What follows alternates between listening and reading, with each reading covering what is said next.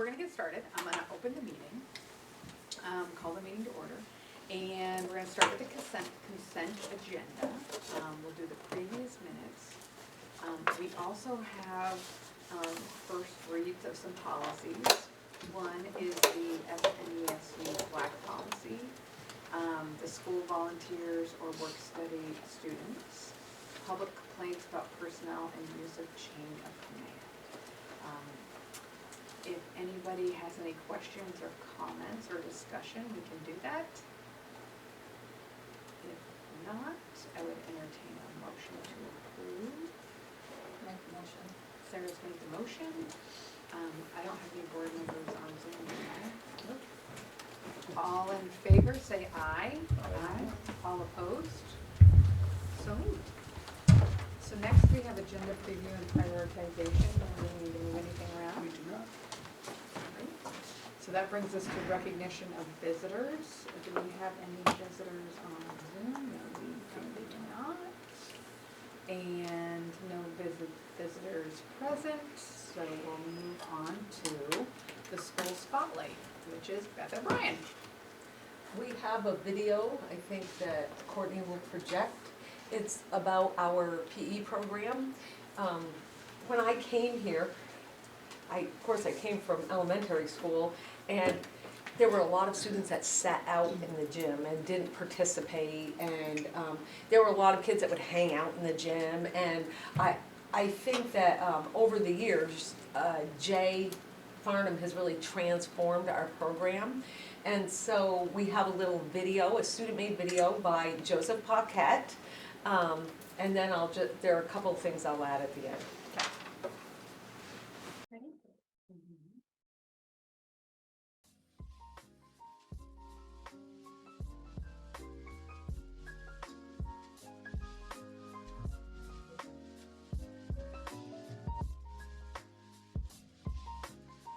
I started teaching elementary school, many years ago, and that's kind of been like my forte. That's where I'm really good, and I ended up getting this high school position. It was kind of off balance. It took me a while to get my rhythm. I tried to do like the same stuff with skill drills and stuff with my high school students, but I had students that didn't play these sports and were kind of trying to wonder why they were learning to do jump shots or chipping a soccer ball when he's like, a bearded logger. He's like, I don't play soccer, so this is kind of wasting my time. So what I was trying to do is figure out that was like a big challenge for me. So I had to try to start adapting things. The challenges I faced were participation is different in PE because your athleticism and physicality is on display. Where in an art class, if you can only draw stick figures, well, not everybody's looking at your stick figures, right? And then some of these students had a really strong background or advanced set of skills playing these sports, and other students, maybe had never played them at all. So I got kids that have been playing since kindergarten against kids who never participated in these sports, and we're all trying to play some kind of basketball game or volleyball game. And then, of course, there's different levels of competitiveness, which I was trying to deal with. I mean, some kids are just in it for fun, but some kids they're pretty serious about it. And then, of course, you got different bodies, like a 14-year-old, freshman, maybe weighing, 100 pounds, and then like a 18-year-old varsity senior athlete, 250 pounds. And it was hard to have sports and games where we were all, on the same page that way. And then, of course, there's health issues too. So those are all the challenges I was facing and trying to figure out how I was going to make it all work. And plus, I was trying to think back to my high school experience. I was not really much of a jock, and I was forced to do all these sports with the basketball team and the football team that I really didn't want to be doing. And I didn't have much option, and that's what we did back in the day. We just played those games and sports. So I was trying to accommodate for all this. I tried offering different classes, but it seemed like within a small school, kids just basically got stuck in whatever PE class was open for them. So I stopped doing that. And then Beth was talking to me at the beginning of this year about UDL, and she was using this ski slope idea, the different ski trails, beginner, blue and green and black for expert, and how, depending on how she felt, she's capable of doing, black diamonds, but maybe on an icy day where she's not feeling her best, she wouldn't want to go do a black diamond, but maybe she would be happy doing, a beginner trail. And so I started thinking about it in my class, like how to make it work that way. And I started giving a lot of freedom and choice within each PE class. So I started doing there's many options from they can design their own workout program and work out in the weight room, or they can play the game that I've set up for the day or the week. Usually we play a game for about a week and then move on to something else, and they can do that for credit. They can play basketball because this group of students is pretty ravenous for basketball, so that's an option. I have bikes and treadmills and elliptical machines, so they can run on those or bike on those for credit, or they can simply walk for credit. And I noticed since I started setting my program up this way, I don't have anybody sitting out. I almost have 100% participation, which I've never had before. I've always had somebody sitting out for some reason or trying not to do what they're supposed to do. And I think it's really worked for a lot of my students. I have kids that come in and all they want to do is lift weights, and that's fine. That's really good. I have kids that come in and just want to play sports all the time. I have some kids that it really works for that, one day they're deciding that they're just going to walk, but then they see us playing the game, and eventually the student came up and said, "Hey, do you think I can come play this with you guys? You show me what to do." So he got the courage to come and do that, and then he got really interested in working out, and I ended up designing this kid a workout program, and so he really took advantage of all the different ski trails, so to speak, and it was really cool to see him change and grow throughout the semester. And then the other thing I like about it is rather than teaching a group of students a specific skill, it kind of happens organically. So I can, I might work out with a group of students for a couple of weeks and show them different stuff, and then move on to maybe some days I'll just walk with somebody and talk, get to know that kid. So it helps building relationships too. I usually participate with my students one way or another. I'm never sitting and just watching my class. I'm always actively part of everything that they're doing as well. I believe in teaching by modeling, demonstrating, and then it works with the super self-motivated students that want to really get in shape and take it to the next level. They get to go in and use the weight room. I got a student who really likes to box. She's actually gotten so into it that she goes down to St. Albans, down to the Rail City Fight Club, down there, the boxing gym, and she even did she did a project on the health benefits of anxiety and mental health, through boxing, how she manages her stress.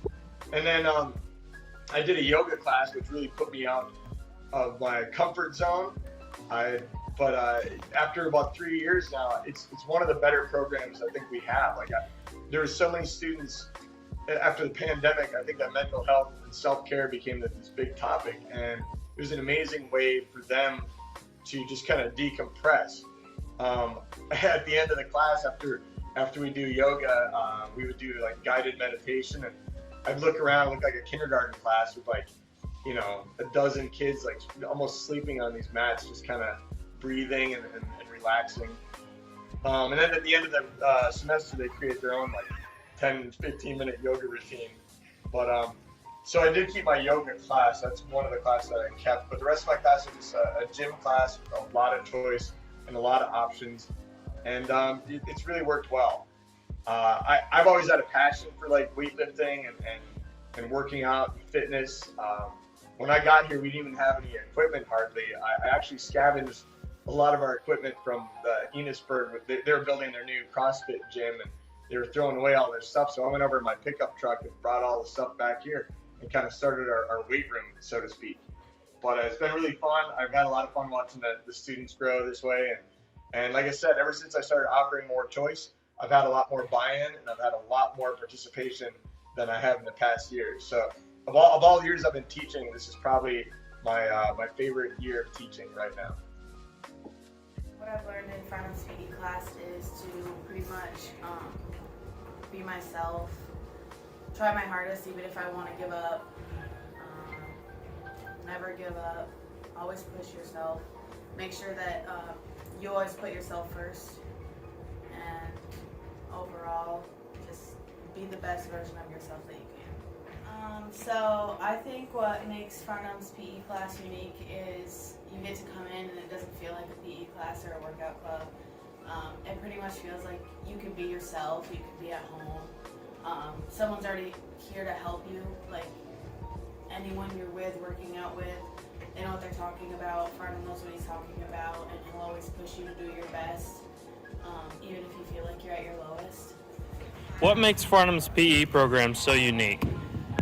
The fact that we get to choose what we do for like 40 minutes and then we get a really good grade. Just walking around, you know. What about you? Yeah, the diversity of people and activities. All right, what makes Farnham's PE program so unique? The fact that you can pretty much do anything, and as long as you're being productive, you have free range. Yeah, he doesn't like make you, like we are always in the workout room because we don't really feel like playing, like just going game with the rest of the class, and he's perfectly fine with that. So what have you guys learned in Farnham's PE class? He has taught us how to use different equipment in the workout room. He's taught us proper form with using the equipment. Okay, Mr. Pike, what makes Farnham's PE class so fun and unique? I think probably the fact that Farnham plays games with us. You know, whether you want to work out, he'll help you out with a plan, or you want to play volleyball or basketball, he'll always get into it. Where you have some PE teachers, like mine when I was in elementary school and middle school, and some high schools where they'll just tell you what to do, give you a program, or you do this thing for 1 week and then you switch. We do whatever we're feeling like. So it's a very free time to just enjoy what you like. What have you learned in Farnham's PE class? I think I've learned the real value of teamwork. I play sports, and you know, there's always team building exercises and stuff like that you could do with your other friends and your teammates, but I think really working with the different kinds of people, so like you have people, no matter what they're into, playing sports with us, playing games with us, and you really get to learn more about these people. You get to learn more about how everybody is different, but how at once we're all together, and we're like a family. Okay, what makes Farnham's PE program so unique? Well, I think what makes Farnham's program unique is that we have a choice of playing volleyball one day or coming in here working out. He teaches us what to do and everything, so I could throw cornhole bags, and then 10 minutes later I come in here and hit a quick workout with people, and he lets us have freedom and lets us do what we want to do. What have you learned in Farnham's PE class? Well, pretty much Farnham throughout my high school career, he's taught me literally every machine, what they do, how to do proper workouts, like how to just work all the equipment the right way and how to hit different muscle groups, and he's taught me all the possible PE games we could do in this whole class, and just teaches me to work hard. Farnham's PE class is very unique from others because we have a lot of opportunity to partake in different things. Like, you can work outside, go in the workout room, do yoga, we've got track equipment, and you name it. And through this class, we've established a great relationship with yoga. We've learned to better our minds and our bodies with Mr. Farnham.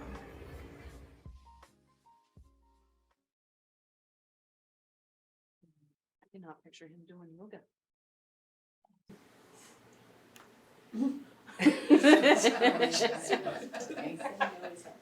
Oh, no, he's not dead, but thank you.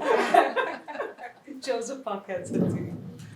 So, he really has embraced the whole UDL. He has baskets for his each class has a different colored basket by the table by the door, on the table by the door, and then each kid has a sheet of paper for the week. They put their name on it, they put what they did that day, and then they self-assess on how they did based upon like using their time and effectiveness. He builds really, really strong relationships with kids. And I had 2 girls that went through this school, and my oldest daughter like was a skier. She's very healthy and everything, but she wasn't like a team sport person and hated PE. And then she played soccer, but that was it. And then I have another daughter who was a three-season athlete, and she wanted PE every every semester, every year, because they played the games, and my other daughter was fine if it was soccer or hockey, but she didn't wanna play basketball. And so I think it's great that kids have a choice, that they're learning, healthy lifestyle habits, and I think so many of them talked about the SEL component and, how it helps them manage their stress and anxiety. So, Jay builds great relationships with all students. That's the first thing I thought of was like the UDL component of Yeah. like universal design for learning and the fact that you give kids choice. And then I even think about like the health curriculum where it's like goal setting. So even just like setting their own goals and then like achieving them, you know, is also SEL, like executive functioning. So, He does yeah, that. exactly. And he meets with the students during the flex block. Yeah. So they set their goals, and then he does individual like conferencing during our we call it IT here, during our flex block.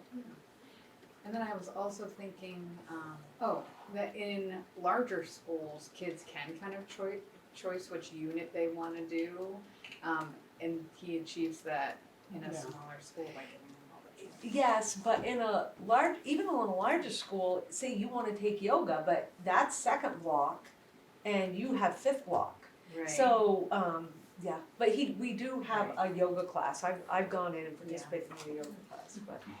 And it can be like day by day, like you said, like some days you don't feel like doing the block diamond, you know? Yeah.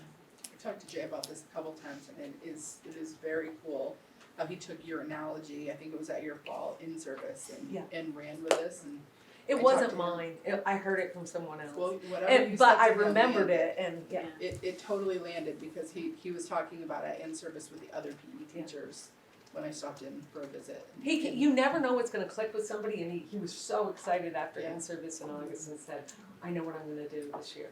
Awesome. You also, do you wanna just share briefly about the other video? Yeah, so, I had asked him to do this, and then he found, an opportunity, Allison Witherspoon actually passed it along, where you submitted a video for new fitness equipment. It's a private business that is like funding 2 gyms, in each state, yes. And so Joseph and Paquette and Troy Kane and a lot of the same students, they worked together to develop a video. Ellie Purrier St. Pierre had a little guest piece in it, and so we have applied for that, or Jay applied for it, and it was due the beginning of April, and they're going to let people know in May. But he's very excited about that. We'll keep our fingers crossed. Yeah. For sure. Thank you. Okay, so that brings us to Morgan. And mine is primarily informational this month. We still do not have the final 2022 tuition rates from AOE, although I hoped you'd have them for this meeting. Based on the numbers I saw in December, we would owe money based on where the tech center ended up, and we would be billing out based on high schools, but I don't want to tip anyone or an amount yet until we get official figures. And that if we are in a position where we will have more money coming in this year, that's when I give the green light to your principals to say, if you go ahead and buy your technology early, because we have it, or are there any plant projects that we can squeak in before the end of the year. And then for FY24, I think we will touch on the moving parts of that under Lynn's section on the legislative update. Okay. So, anybody have any questions or anything before I move on to Lynn? So now we'll move on to Lynn. Okay.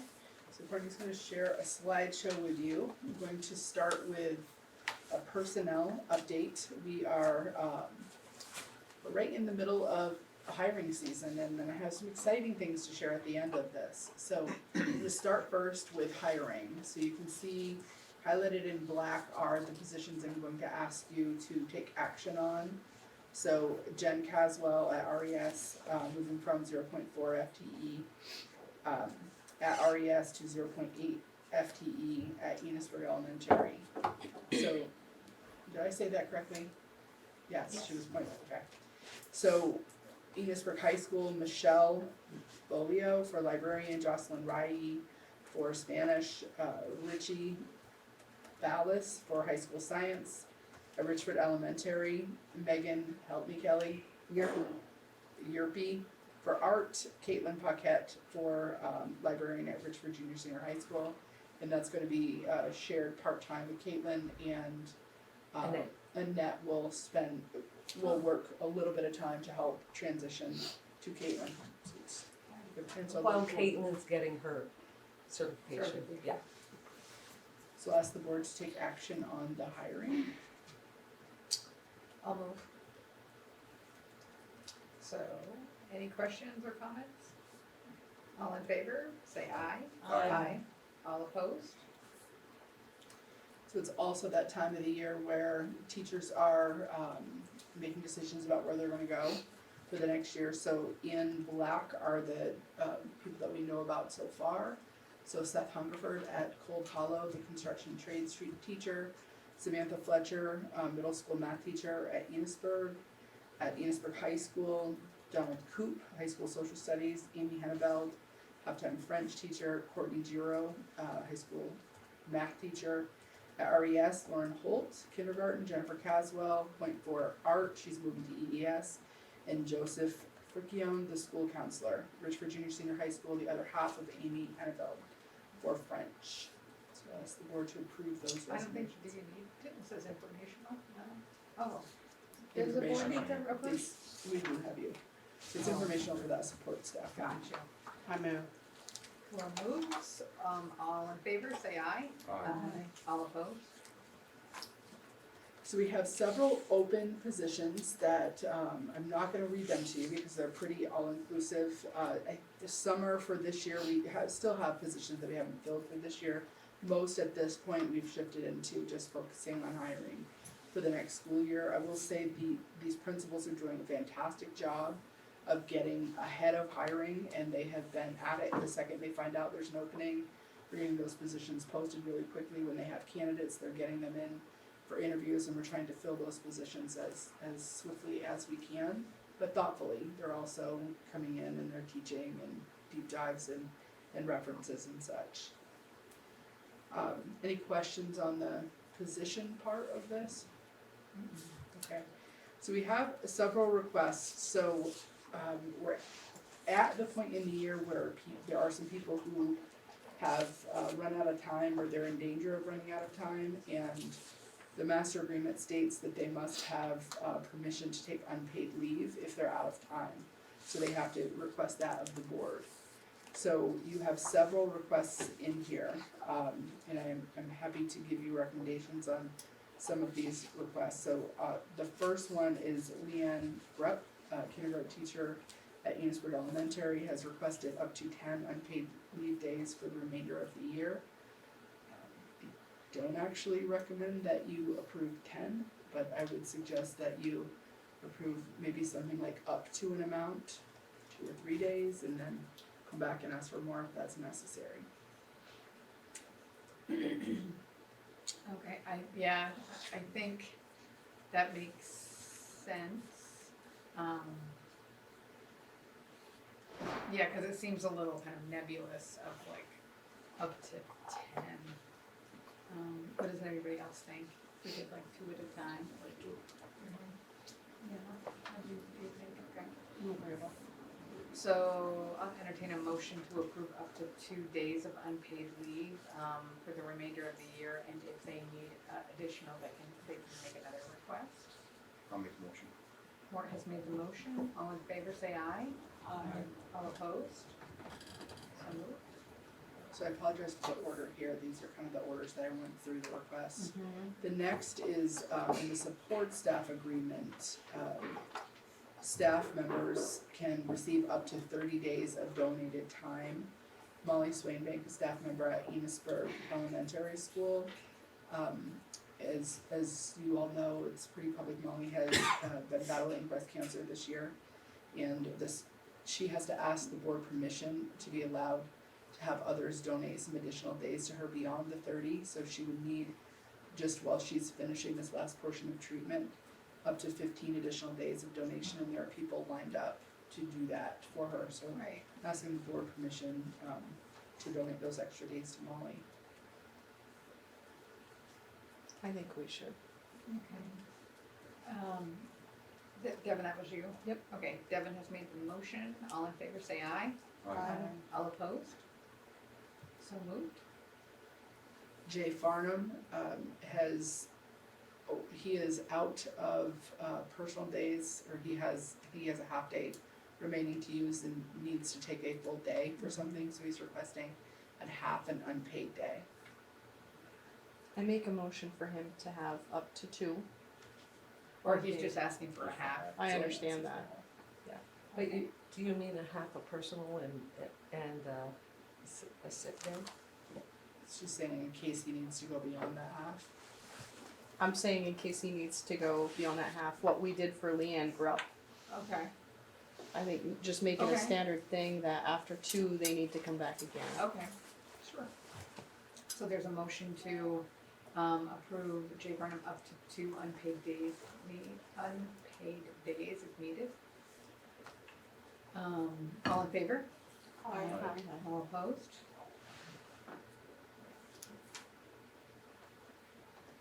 I need a second, I'm not forgetting the scenario here. And it looks like family leave. Is this mine? Yeah. Sure, I can give context. Sure.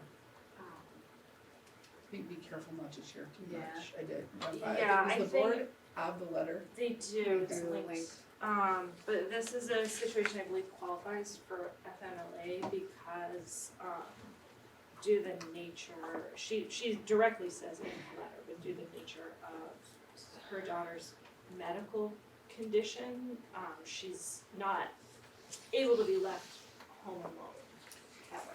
So She if it always has to be with another person. falls under FMLA, does she need to be asking for unpaid leave? Like technically she has the No. time. It's against the law for us to refuse. Right, that's why I So wonder if she has this to is where ask. it's confusing to me because I don't know why that's only 5 days that she's asking for donated.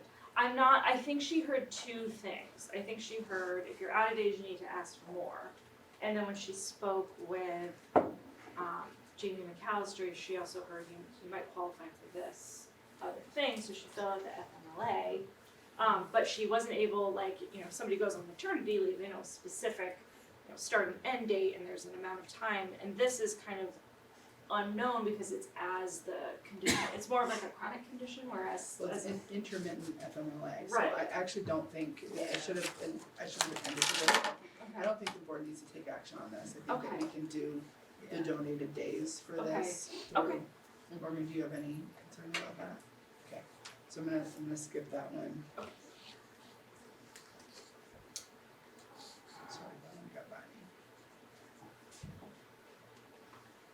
me. So Melinda Jerry, a high school, Richford Junior High School teacher, is requesting 2.5 days, if needed, up to 2.5 unpaid days if needed. Is that a baby? She already took a half day. That's what She it is. just finished, she just had a baby, Yeah. and so she used all of her time. And so you're saying she already took the half She took a half already for a doctor's appointment. Right. and so needs that half and Yeah. then 2 days. Does she need the 2 days, or it's the just in case? I think that it's just in case, so if you So give you could do the up to 2. Up to Yeah. 2, that Yeah. would be And if consistent. they need more, yeah. Yeah. So do I have a motion? Okay, Sarah has made the motion, all in favor?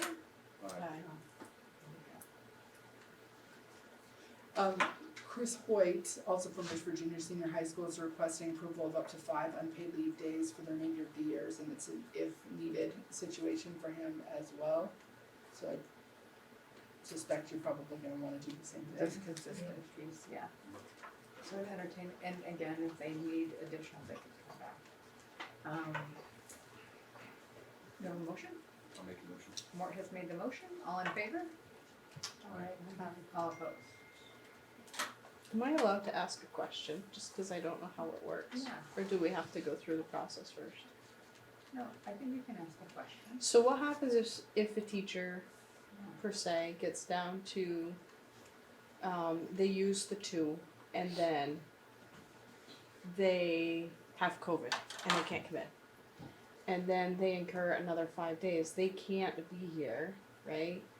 What happens, like, do they get written up? Does it just go across the board? We would bring it to the next board meeting. Yeah.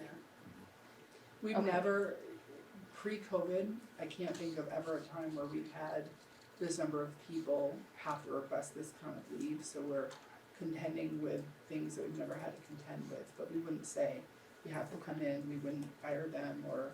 So this is all punish new, them. It's Well, relatively. we had a few unique We used to have circumstances, like, but- yeah, exactly, so for instance, like people who are going away to a wedding, and they've already used up their personal days for something else, and it's Okay. not sick, but it's not personal, so they've asked for like unpaid leave. But that was like maybe 2 like that was a rare occurrence. Okay. Now it seems like nobody has time left. I think last year COVID the required amount of time out from COVID drained a lot of people's Yes, banks that they used to have kind of Right. a buildup of. And then on top of it, I know from personal experience, Maternity maternity, we've had a lot of babies, which Yeah. is lovely. And we've also run into, since COVID, daycares, childcare centers having new regulations and Yes, rules around exactly. illness, and so now they're, when they might have never said, your child just has a runny nose, they can still come in, it's not a problem. Now they're saying, now your child is prohibited until you can prove this isn't COVID. So now parents are, and they're closing, and centers are understaffed and closed since COVID. So now we have childcare centers that are also, have new rules that are prohibiting kids from attending with very mild symptoms, which is new in the last 2 years, so I'm told. It's only ever been my experience of childcare, but I think for people who have had kids in childcare pre-COVID, they've noticed a difference. So And so That's like been when really I hard. took maternity leave, you drain your sick time, so I remember asking my board for sick days from the next year. Yeah. Yeah, so. Yeah. That's fine, I was just, Yeah. I was curious because I look at it like if we approve 2 days, which we did, I think that's great. But God forbid there's a family emergency, you don't want them to get written up for it, you know what I mean? So, we're okay, pretty good about knowing what's, like, where the emergencies are. okay. Thank you. Next, I would love to share some good news. Okay. So I want to talk about the early contract signing bonus that the board's approved as a strategy around teacher retention. And I also want to talk about the language change that we negotiated with the master agreement last year. So historically, we've not been able to send out teacher contracts until April 15th. Those contracts have been due back on April 30th. Anyone could ask for an extension until May 15th. So at this time last year, we had not at this time, I'm sorry. By May 1st, we had 37 extension requests. So we were unsure what was happening with 37 remaining employees, all the way until May 15th in some cases. So this year, as a result of the language change and the early signing bonus, we sent out 215 contracts, and by close of business on Friday, we had received 193 contracts back. 90% of our teachers signed within that 5-day window. So 20 educators resigned prior to the contracts going out. Of those 215 that we sent out, 3 resigned after the contracts got sent out, and only 2 have asked for extensions. So right now we're unsure of that number. So worst case scenario, if all the employees whose contracts are still out and who have asked for the extension end up resigning, that's the worst case scenario, we would be hiring no more than 45 educators. Last year we hired 62 educators. Wow. So our circumstance now is much better, and this is on April 11th. It was known last Friday, so we hadn't even last year been able to hand out contracts at that point, so our principals were hiring into June. So this is really sped up, and we have several schools with everything is known. Like they know the positions that are open, and they know everyone else is returning at this point, which I think is a huge relief for principals. There are some that we still have that 2-week window that we're waiting on. Wanted to share that good news. Nice. Thank you for supporting that strategy. Under student, there is a student in the Richford Middle School, and they are moving to Berkshire on or around May 1st. The parents have requested permission to remain at Richford Middle School for the rest of the year. They'll be attending high school here next year. So I'd ask the board to take action on that. For people who might not have been on the board when this has occurred, usually when it's this close to the end of the year, thinking about having a kid change placement at this point sometimes can do more harm than good. So we have in the past approved kids to ride out the end of the year. So historically, that's what we've done. I make a motion to approve. Okay. So Devin has made a motion. All in favor? Aye. All opposed? Okay, in your board packet, you have a school calendar, draft school calendar for the 2023-24 school year. It is largely similar to this school year's calendar. Just to give you some context, these calendars are designed regionally, so the Champlain Valley superintendents work on these calendars, and then we're required to have 176 common days, or 175 common days within our Franklin Grand Isle regional team. So that has to do in statute with tech center regions, so that's what Grand Isle doesn't really, they don't have a high school, so they fall into the Franklin County one. So this calendar attends to all of that. Some things that are still in there, we piloted, we had in the calendar for the past 3 years, early release days. We abandoned that the last 2 years because of COVID, but we did use those this year, and found those to be tremendously helpful.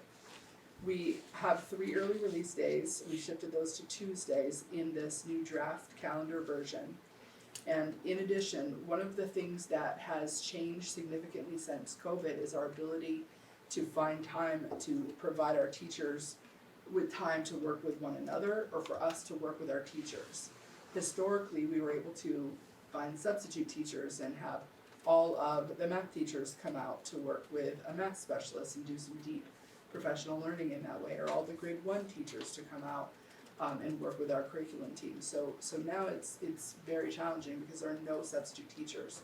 And the work we are trying to do as an organization requires professional learning for our teachers. So one of the things that is embedded in this calendar and was, I believe I previewed this with the SU board, and I think I previewed it with this board as well, is a weekly early release. So on Tuesdays, students will be dismissed an hour early, which will allow principals to have a 2-hour block with teachers on Tuesdays. So sometimes that will be time for teachers to be meeting, collaborating, doing professional learning community teams, and sometimes it might be a professional learning chunk of time, but it gives them some regular opportunities to be meeting with teachers. So a couple of reasons why we decided end of the day was the way to go. One was because it can roll into LEAPs. So our LEAPs program, students that need LEAPs can go into LEAPs at 2 o'clock instead of at 3 o'clock, or everybody has a different end time, so just an hour earlier than they normally And would. LEAPS is after school program. Yes, the after school program. And then the second is, if we had it in the morning, you'd have an hour, and then you would, if it was on a Monday or Tuesday, you'd have another hour at the other end of the day, but by putting it in the afternoon, you can couple that time. So in the contract, you have 2 days a week that the principals can control in terms of what teachers do with that extra hour of time, so they can have the full 2 hours for the faculty meetings, if that's what they decide to do with that time. So that's also embedded in this calendar. You had 2 calendars to preview. One was trimesters, and one was quarterly. And the reason you have 2 is that all of the elementary schools, so all of the NMB schools, and Richford Elementary and Enosburg Elementary shifted this past year to a trimester model.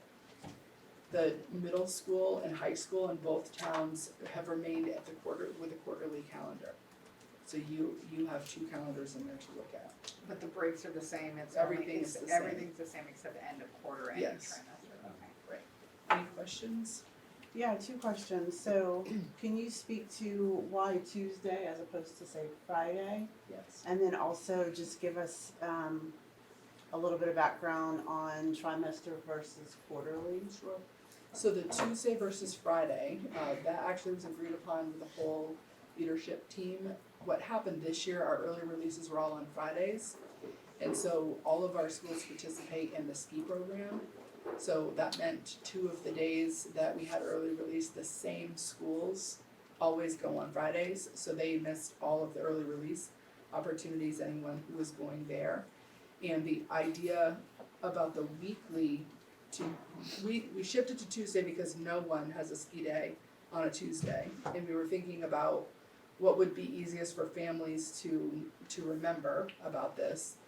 We chose Tuesdays for the hourly, for the releasing early each week, because it lines up with when we have all agreed upon our staff meetings. So that's why Tuesday is important, really, for those 2 reasons. And in terms of trimesters and semesters, that decision was made about 1.5 years ago to try this out because of the amount of time people were spending, especially in the elementary schools, with assessment and reporting, and the amount of instructional time that gets taken away as you're doing that and preparing for those reporting periods. So this last year we tried it and have heard great success from the teachers who have piloted it. So I don't know if any of the leaders want to add anything in there. It's just with our MTSS structure, it also works nicely because we get to have that intervention in and then get to see the growth. So instead of reporting so quickly, we have time to really do something about it and see that growth. Teachers are really liking it, and I think we're getting more accurate feedback too. Okay. And so I guess one follow-up question on that quarterly versus trimester. I know you spoke to Champlain Valley, but what about the rest of the state? I mean, do you know what they're Quarterly doing, versus whether they're doing trimesters? yeah. I don't know about that. That isn't in alignment in the Champlain Valley. What I was talking about was the calendar itself, not okay. necessarily the trimester Okay. marking period. I can, yeah.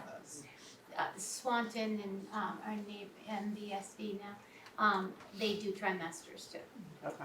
When I was at the North Country School district, we had switched to trimesters. Okay. Probably 6 years ago. Okay. So it sounds like it's common. It does make, just doing that true intervention, it gives us ample time to do it. Okay.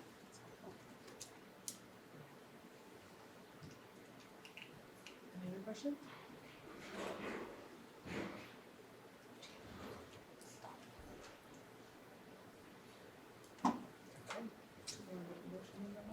Oh, okay. So I would entertain a motion to approve the calendars.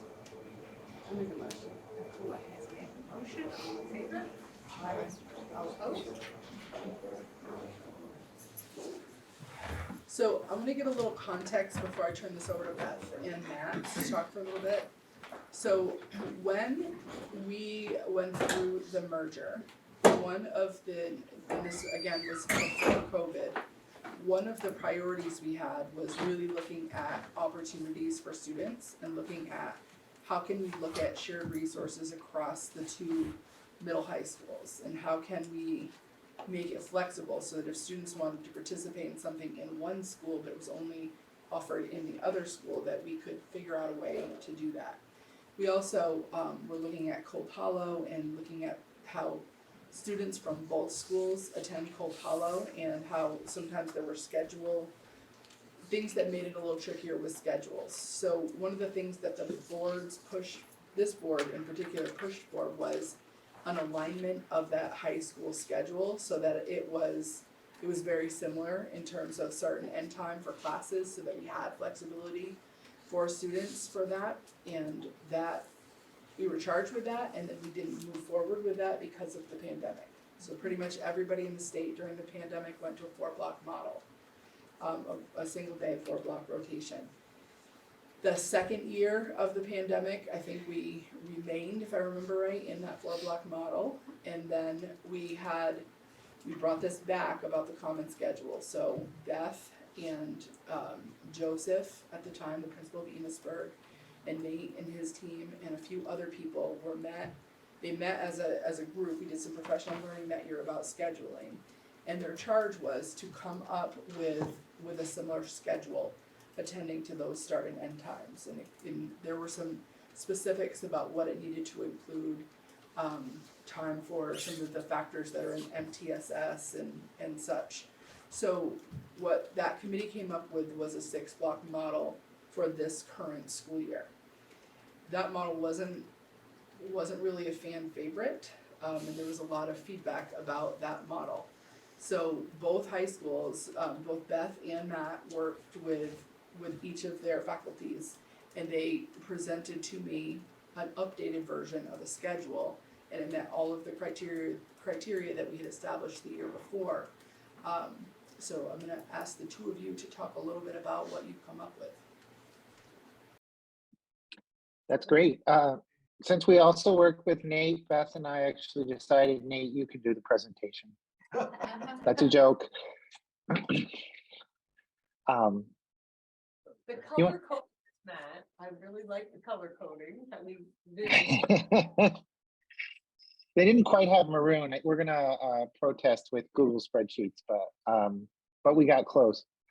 So so as said, both of our schools had a lot of different reasons for folks not particularly liking this, the approach that we had this year. As they went through it, they found, for example, that the durations of classes could be a bit short for some things that need more time. Also, I think a big issue has been the fact that students really only have 6 periods and they're more used to having 8. So we wanted to transition to a schedule that works for both buildings and Cold Hollow. Cold Hollow is always pretty flexible. So a schedule that worked for both buildings, and after doing a lot of digging and research on both ends, Beth and I worked with our leadership. Look, this is the first time ever that anyone's speaking for Beth. We should write this down on the calendar. But Beth, I'll hush in a minute and let you take over. But we met with both of our various, constituencies on our faculties. And after some massaging and exploring different possibilities, we decided that we would go with a modified 4x4 block next year. And stripping the jargon away, what that means is each semester would have 4 long blocks. So the 4x4 means 4 long blocks in the fall, 4 in the spring. But the modified means that those long blocks, which range around 80 minutes, would be, it's not a verb, splittable and halfable is what I want to say. They would be splittable. We could split them in half. And so classes could meet for the entire year. So for example, if we had a band class, it could meet for somewhere in the range of probably 40 minutes, give or take, for the entire year, because as folks learned during COVID, having things run, band, for example, run for a semester for 75 minutes, only for half the year didn't work out. It was also posed some concerns around math and certain other subjects. What am I missing, Beth? I think you got it. Can you scroll down so we can see the middle of the day too? I just wanted them to be able to see the whole schedule. So you can see the goals of alignment, so that if kids wanted to take classes in different locations, they have that flexibility now. And this schedule is very similar to the schedule we developed during COVID at Richford. And I think that it wasn't implemented in quite the same way in Enosburg at the time. And I think if it was. I think they would have liked the schedule. It's very similar to what Matt had done in Winooski. So then when we started talking, we were able to bring it together. So can you speak to me, so it's, so 4 classes a day? 4 classes a day. Essentially, the I think Enosburg's going to start by splitting 2 blocks. Is that correct, Matt? Yes, with a little asterisk. Some people named Beth O'Brien and Lynn Coda suggested that maybe having 2 blocks, first and fourth, that were never split might not, like maybe we should consider the possibility. So we may actually have 4th period, for example, we may actually do an uneven split of something like 40 minutes and then something like 25 minutes. So like for freshman support, and so they could take health class the first half of 4th period. So we decided one thing, and but the flexibility is in there. Okay, now I'm down a rabbit hole, but basically I'm having our tech guy set up the program so that if necessary, we can split all 4. So we split all 4 blocks, and we have one block that was like 40 or 45 and then 30 on the other end with a bit of a passing period in the middle, or it could be a full 85-minute block. And so most of the 85-minute blocks were semester-long classes. If we split them, most of them they could be year or they could be semester. Like maybe I took art for 45 minutes first semester and I took PE for 45 minutes second semester, and they were each like a half credit or whatever. But it built a lot more flexibility, and it build capacity for our MTSS system and extra time and support right in the blocks. Would you do like content classes as blocks and then the others would be the halves, or how are you determining? It's a mix. Need in the class and teacher input and a variety of things. We try to, when we do it, match like classes the same. For instance, if it's a biology class, Todd Marlowe said, I can do a biology class in 45 minutes all year, or I could do it in a long block. But if I have 2 sections of biology, I try, for the teacher's sake, I try to do it either 2 85-minute blocks or 2 45-minute blocks. However, there are some teachers that say it doesn't really matter to them. It works really well with the dual enrollment classes, the concurrent embedded classes, because they work well with the semester, the college semesters. So an 85-minute class for a semester coincides really well with earning like a CCB or a VTC credit for the class. Do we have any students who are, like when we think about sharing students sometimes, right? Like if we were thinking about like, let's say like an English class or something. What happens when they're going to Richford for a block of AP Chem? But they're now gonna miss 2 in Enosburg. So we talked about that a lot. Last year, this year we have a student going to Enosburg for the higher level of math. Last year, Lisa Besso, because of the schedule, could make it work so that she was here 2 days a week and there 3 days a week. We could do it virtually. But Matt and I talked about, say it was a full, it was a 45-minute class. A kid was going to participate virtually in an Enosburg class from Richford, and then there's a 30-minute block. They could do, either they could join a 30-minute class, or if Enosburg wasn't splitting that block, they could have a 30-minute study hall. They could do a 30-minute courseware course. They could do, we have enough of variety of options so that it does work. And you talked about transportation midday too, right? Yeah, we do with Cold Hollow, and we now have the Sheldon bus. The student that's going there for the math class is also taking a health class there, and then comes here half day. Gotcha. Thanks. So I will say I'm pretty excited about those opportunities because, for example, Richford has, it has a woodshop program, it has some STEM electives, that Enosburg doesn't offer. Now that we have buses going in both directions, um, it opens up opportunities for kids to also do the hands-on things that that don't work as well over a screen. I think it not only attends to the access to those things, it also attends to our current reality, which is that we have a workforce shortage. So if we're in a situation where we're looking at our class sizes and we're looking at our human resources, these two principals are working really effectively together at these schedules and at these opportunities to really, you know, look at this as a problem of all of our students, not just one school versus another. So I think there's a real openness to share when we need to share. Any other questions? One question, Beth. Can you speak to like evidence-based research? I assume you probably looked at some of it, and you know what the thinking is behind these two options, and in terms of academic performance, and proficiency, and core competencies, etc. So we love this schedule, and like I said, we would not have been on a schedule similar to this if it wasn't for COVID.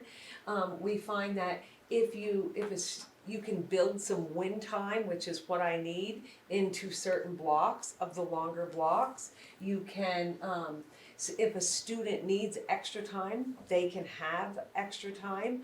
That it doesn't need to end at 45 minutes if a student needs longer. So I think that it speaks to more, we're able to design the learning based upon the student needs in the room.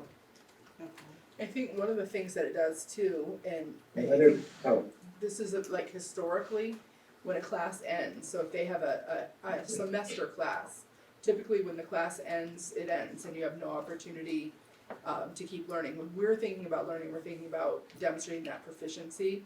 So if kids need more time beyond the semester, we have some flexibility to be able to allow them to keep learning. It doesn't have to be you didn't pass that class, so therefore you have to take the whole class over, because it might be one proficiency or one. And so I'll give you an example, I won't use the name, but we had a student who really struggled last year with some health issues and post-COVID and didn't have a good year.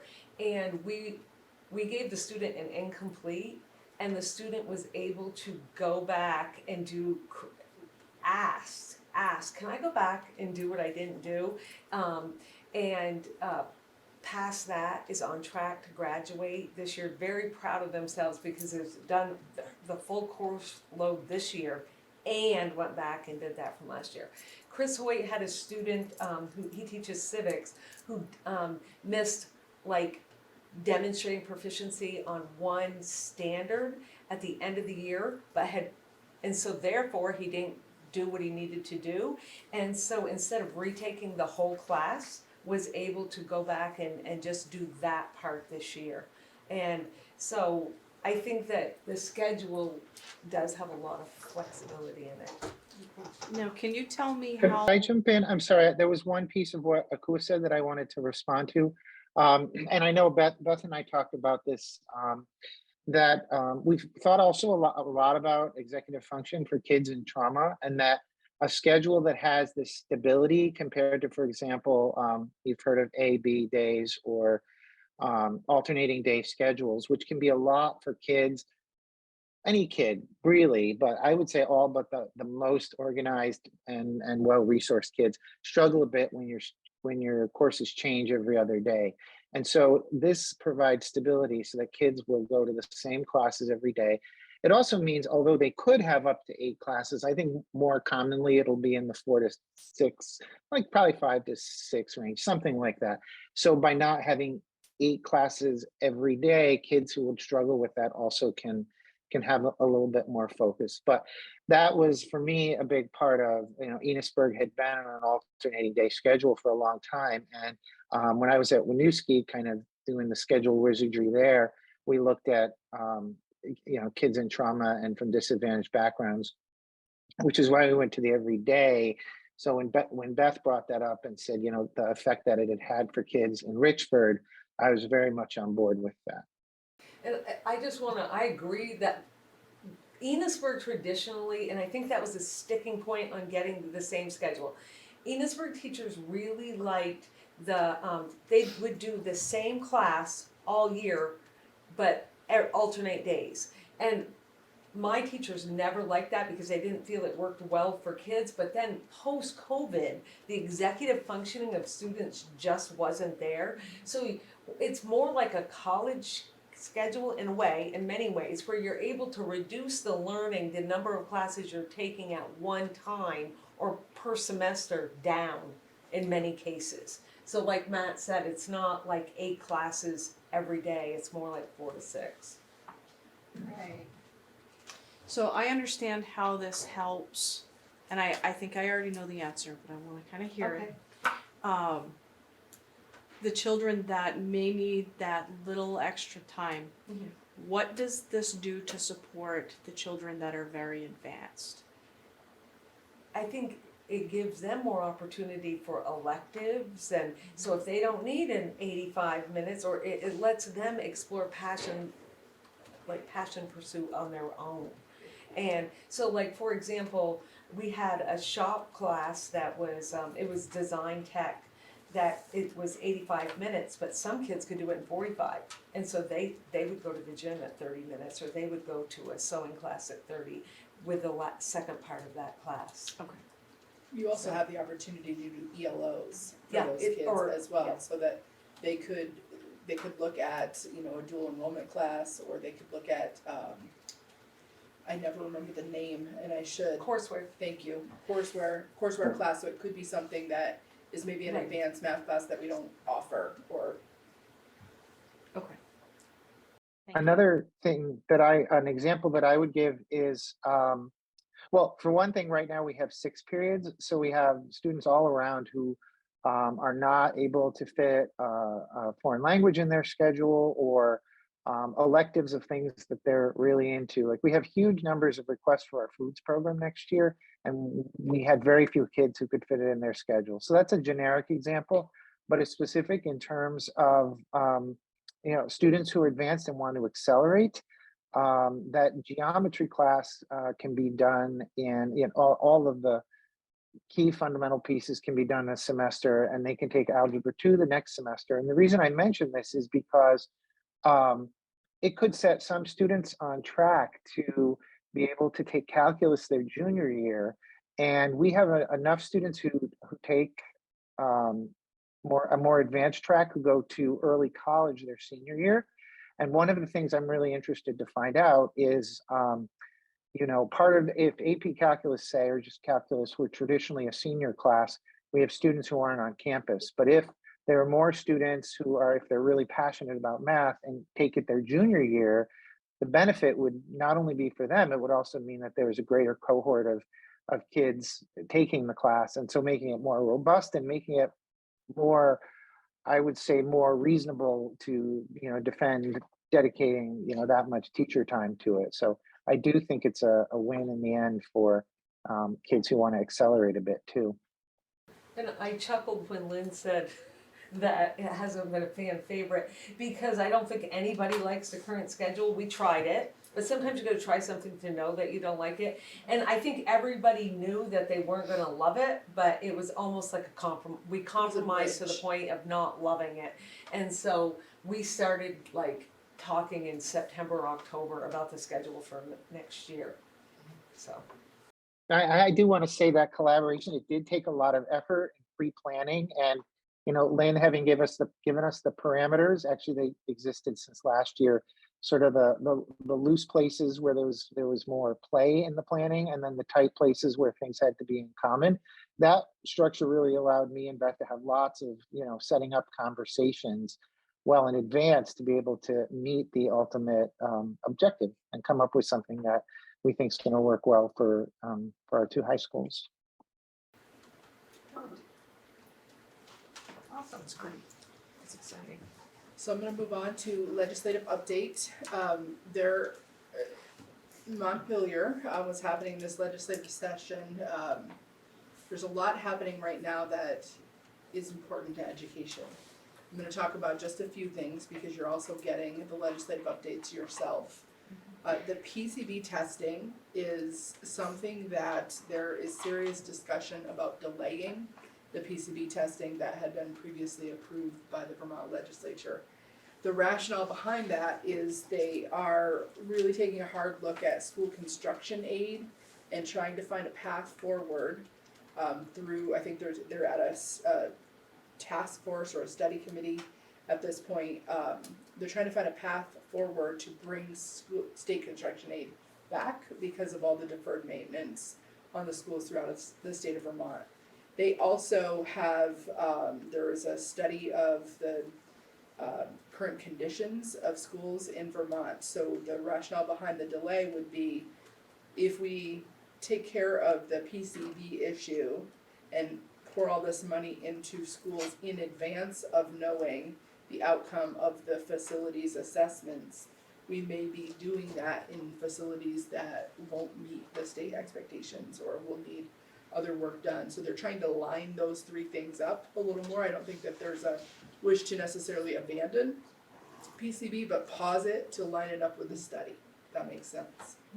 The other piece that happened is they did not realize the pressure that was going to put on existing vendors who do that kind of testing and remediation. So the backlog of this is far greater than I think what anyone expected when they passed that legislation. So I'm going to watch that carefully. The most important bill that is being considered in Montpelier right now, in my opinion, is H483. And this is an act that's related to the accountability and the oversight of approved independent schools in the state of Vermont that are eligible to receive public tuition. So there was a Supreme Court decision that happened this past year called Carson v. Macon, which now allows something that previously was not allowed in the state of Vermont, and that's the use of public tuition dollars to attend religious schools. So this brought up the, if we are going to continue to use public tuition, public dollars to fund private education, shouldn't they have the same accountability measures and standards? And shouldn't they have the same non-discriminatory practices when it comes to enrolling students? So this is heatedly being debated. It is passed. The bill that H4083 has passed through the House. It's now sitting on the Senate side.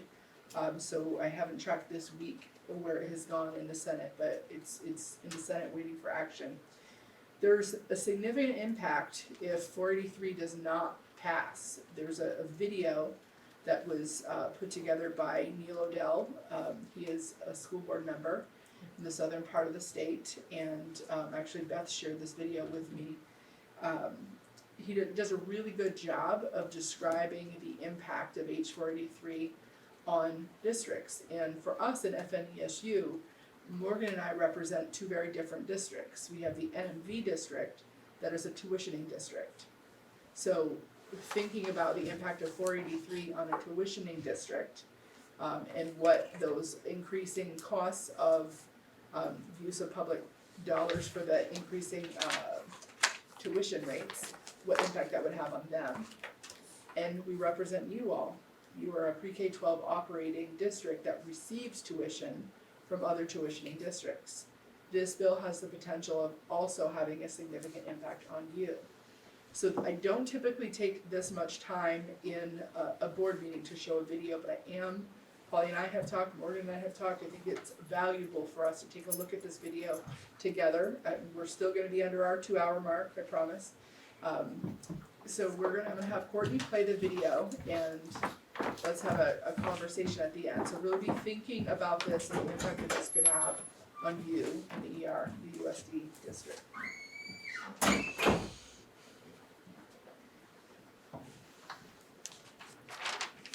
Is this the one I shared with you? Yeah. And he did another one before this too, that part one.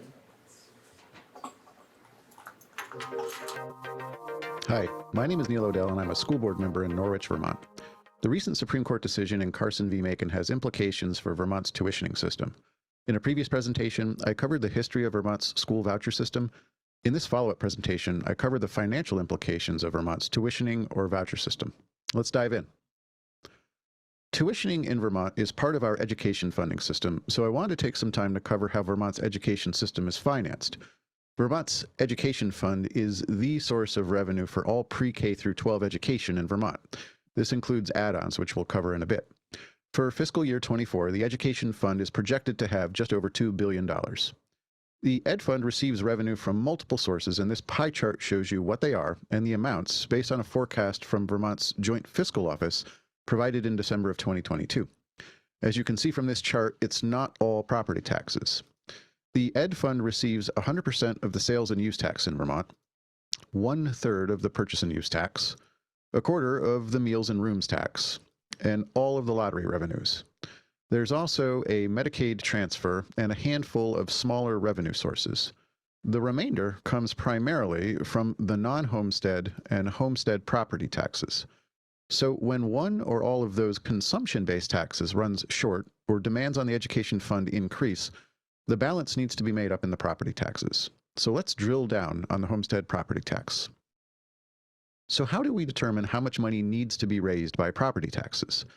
In order to answer that question, it's important to understand that while local school districts determine how much they spend on education, it's the state's responsibility to guarantee that the money is there. Put another way, local school districts and their voters approve local school budgets, but it's the state's responsibility for funding those approved budgets.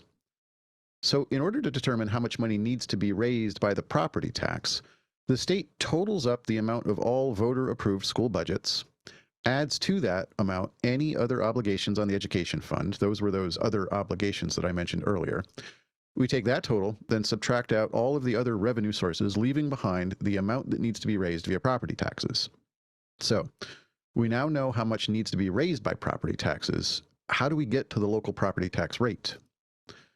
While the education property tax calculation is notoriously complex, at its core, property tax rates are based on education spending per pupil. All other things being equal, when a school district spends more money per pupil, budget to budget, their tax rate will go up. As we mentioned in the previous slide, because the state is responsible for funding all voter-approved budgets, they also have a hand in setting a key number that impacts the tax rates in every town.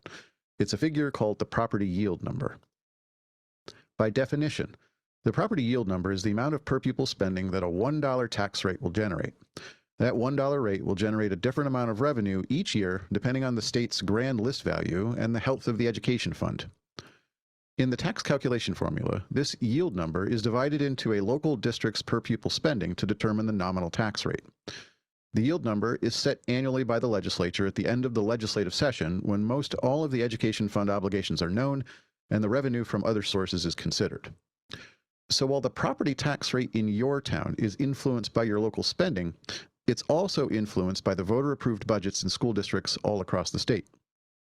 So, to recap, local property taxes are influenced by a few factors. Local education spending per pupil, so voter-approved budgets divided by the number of pupils, but also statewide spending in education, which influences the yield number that local districts apply to determine their local tax rates. So what goes into those voter-approved local budgets? Well, that depends on whether you're an operating town or a tuitioning town. For districts that operate their own public schools, their local budget is their expenditure budget, or the amount it costs to operate their school or schools. For districts that tuition some or all of their students, the cost for tuitioning those students to other schools is included in the proposed budget. And these tuitioning costs can vary. The amount of allowed tuition depends on the destination school for a given student and is outlined in Vermont statute. The tuition cost to send a student to another public school in Vermont is the full tuition charged by that public school. In most cases, this is the net cost per pupil. The tuition cost to send a student to a private school equals the average announced tuition as set by the Agency of Education and is determined yearly based on the average cost per pupil at Vermont public schools. For K through 6, that figure is currently $16,020, and for 7 through 12, it's $17,278. But there are some exceptions to these. Some schools are allowed to charge more for tuition. They're allowed to set their own rate if the school meets or assures that it will substantially comply with education quality standards, or if the school is considered a state-approved school as the result of designation, or if the school operates a career and technical center, or if the electorate votes to approve a tuition amount. But most towns in Vermont do not tuition their students. So how much money are we really talking about? This graph gives you an overview of where the money is going and how many kids are represented in those figures. The graph here is based on fiscal year 21 data, which is the most current that we have. Numbers on the left y-axis are the number of students, and on the right we have the cost in millions of dollars. On the far left, you can see that just over 2,400 students are using public money to attend another Vermont public school, accounting for almost $40 million. To the right of that is Vermont private schools, which are receiving just over 2,800 students for just over $45 million. Next are the students going to public schools in another state. That's about 560 students for a cost of almost $11 million. And finally, students going outside of the state to private schools, both nationally and internationally. That's just over 100 students at a cost of just under $1.5 million. So, what if these tuition costs go up? One recent example and a hypothetical analysis could provide some indication of what could happen if tuitioning costs increase as a result of more private schools becoming eligible for taxpayer funds. Back in April of last year, Vermont Digger reported that the Agency of Education has approved Sharon Academy as an independent school meeting education quality standards, or EQS. As a result, Sharon Academy is allowed to set their own tuition rate. The increase, almost $1,700 per student, has some school districts that tuition to Sharon concerned. Both the superintendent and board chair for the White River Valley Supervisory Union reported to the state that the change in tuition rate would have a negative impact on the supervisory union, potentially driving up per pupil costs and increasing the tax rate. Let's dig into a hypothetical example that shows the potential impact. Let's say a tuitioning town sends 100 students to a nearby Vermont public school. The receiving school's per pupil costs are $15,000 per student, so the sending town spends $1.5 million, and the receiving school sees $1.5 million in revenue. The receiving school had 150 of their own local students. So with the 100 tuition students, the total student body is now 250 students. The total budget for the school is $3,750,000, which equates to a per pupil spending figure of $15,000. Now, let's say that the tuitioning town sends 25 of those 100 students to a nearby private school. The private school charges the same tuition rate as the public school, $15,000 per student. The public school now receives 25 fewer students, and with that, a loss of $375,000. They now have a decision to make. They can cut the budget to make up for the loss of revenue. This may require cuts in staffing or programming. Or they can maintain the same budget, increasing per pupil costs and increasing the tax rate. For this hypothetical, let's say they decide to maintain the budget. So with the same budget amount of $3,750,000, but only 225 students, we end up with per pupil spending of $16,667. This increase in per pupil spending has two impacts. The first is fairly obvious for most school board members. A higher per pupil spending number results in a higher local tax rate. The second may be a little less obvious. Remember earlier when we talked about the differing tuition amounts, and in particular, the average announced tuition amount that independent schools can charge? This increase in per pupil spending feeds back into that calculation, pushing the statewide average up and increasing the amount of money that private schools can receive. But it's not just the cost of tuitioning that can push up the average per pupil cost. Every time a line item increases in a local school district budget, an increased burden falls to the education fund. Multiply that by school districts all across the state, and it can have a noticeable impact on per pupil spending. And some of these increases are not the result of local school board decisions. Some come in the form of state or federal mandates, many of which only apply to public schools. Some examples are universal school meals, school employee health benefits as determined by the Commission on Public School Employee Health Benefits, education quality standards, and PCB testing and remediation. All of these items can push up per pupil spending, resulting in an increase in the tuition rate for private schools. For districts that tuition students, what options are available to them if voters turn down a budget or pressure the school board to decrease costs or tax rates? For those districts that tuition some of their students, there are limited options. Their primary recourse comes in reducing costs in the public schools that they do operate. And when 60 to 80% of a school budget comes from costs associated with salaries and benefits, the result can frequently be a reduction in the number of teachers or staff.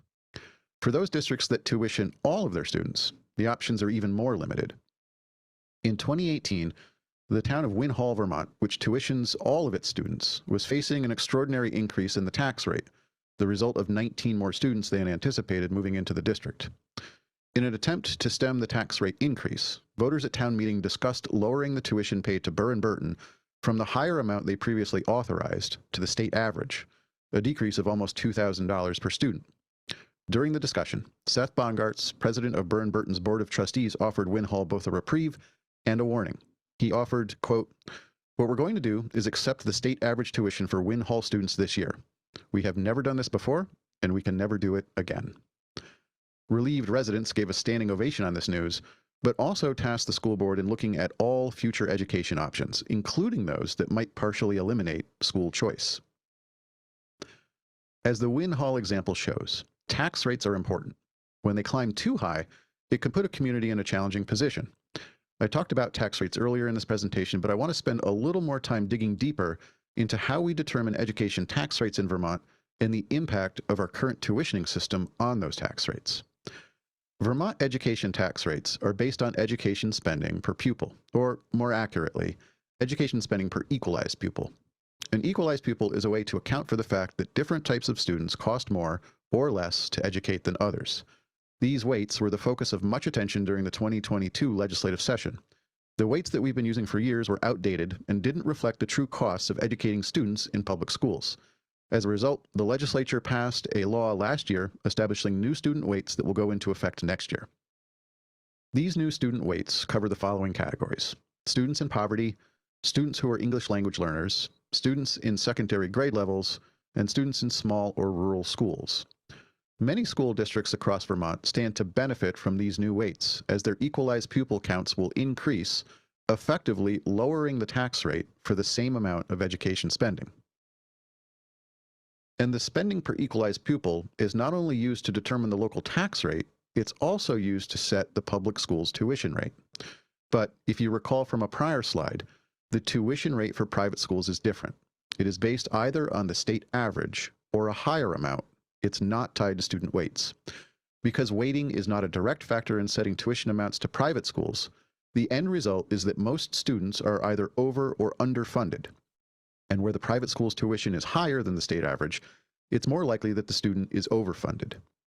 This overfunding of students in private schools is also a result, in part, of private schools' selective enrollment practices. If you watched my previous presentation on the history of tuitioning in Vermont, you'll remember the 2001 court case, St. Johnsbury Academy v. DH, where the court and all parties involved acknowledged that the private school, St. Johnsbury, was not required to accept all students from St. Johnsbury. This factor, coupled with the reality that nearly all private schools have selective enrollment policies, results in those students going to private schools being overfunded. And conversely, because of those selective enrollment practices, many of the more disadvantaged students remain in the public school system. And it's that point that has an impact on tuitioning costs in the state. When private schools selectively enroll students, the result is that students with greater needs and greater costs are disproportionately served by Vermont public schools. Data from the Vermont Agency of Education in 2017 bears this out. Let's look at three different categories of schools: the historic academies, private schools excluding those that specialize in serving special education students, and Vermont public schools. When we look at all of the publicly funded or tuition students, we see that 37% of those students go to the historic academies, 14% to private schools, and 49% to Vermont public schools. If we then look at how many of the publicly funded students are eligible for free and reduced lunch, a measure of poverty, we see 31% are attending the historic academies, 10% are at other private schools, and 59% are in a Vermont public school. And finally, if we look at how many of those publicly funded students are students with disabilities, we see that 27% attend the historic academies, 5% other private schools, and 68% are attending a Vermont public school. A district's tuition configuration can also have an impact on per pupil spending. There are many different tuitioning configurations in Vermont. districts that operate all grades, districts that tuition all grades, and those that have a combination of both. From Vermont Agency of Education data for fiscal year 23, we see that on average, districts that operate all grades have a lower cost per equalized pupil than those districts that tuition all grades. But what about these other districts that tuition only some of their students? Why are their per pupil costs not as high as those that tuition all of their students? In many cases, it's because they are cutting costs in the elementary levels to make up for the increased spending in the secondary level. Data from the Vermont Agency of Education's fiscal year 23 average announced tuition report bears out this analysis. If we look at a few schools from the area around St. Johnsbury, we see that the St. Johnsbury School District, which tuitions the secondary grades, has a greater disparity in spending between elementary and secondary grades than the other nearby operating districts. There are also financial implications associated with special education funding. In 2018, the legislature passed Act 173, intended to enhance the effectiveness, availability, and equity of services provided to students that need additional support, including students receiving special education services. After being delayed for several years, the law is now in place. Instead of being reimbursed for the costs associated with special education, public school districts in Vermont now receive a block grant of money based on the number of students in the district. This has made budgeting challenging for some school districts that tuition students to private schools. As noted by Legislative Counsel Beth St. James in a presentation to the House Education Committee on January 10th of 2023, the new law allows approved independent schools to bill local public school districts for costs beyond general tuition rates if incurred pursuant to a student's individualized education plan, or IEP. Because of this, some school districts are worried that their block grant will be eaten up by the costs of special education services provided by those private schools, leaving them with insufficient funds to pay for services for the students in their own public schools. In an article that appeared in the Manchester Journal in December of 2020, the Taconic and Green School Board articulated that concern, stating, quote, "We are concerned that special education expenditures for our 9 through 12 students will remain the same, putting excessive budget pressures on our pre-K through 8 system." One final item on tuitioning and education finance. Since Act 68 and adjusted with Act 46 of 2018, Vermont has had a mechanism in place in statute that attempted to control local school district spending by penalizing districts for spending above a certain amount. It's known as the excess spending threshold. The excess spending threshold is calculated annually by the Agency of Education, and the figure is set at 121% of the statewide average education spending per equalized pupil increased by inflation.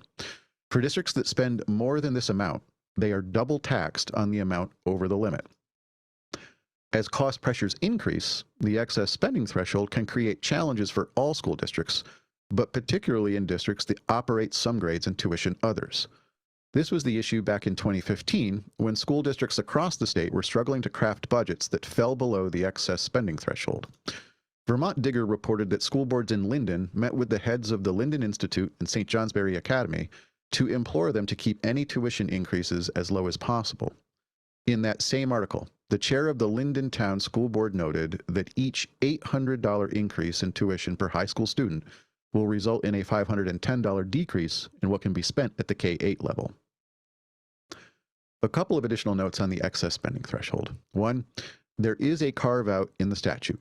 Districts that tuition all of their students K through 12 and have not voted to pay a higher amount are excluded from the excess spending threshold.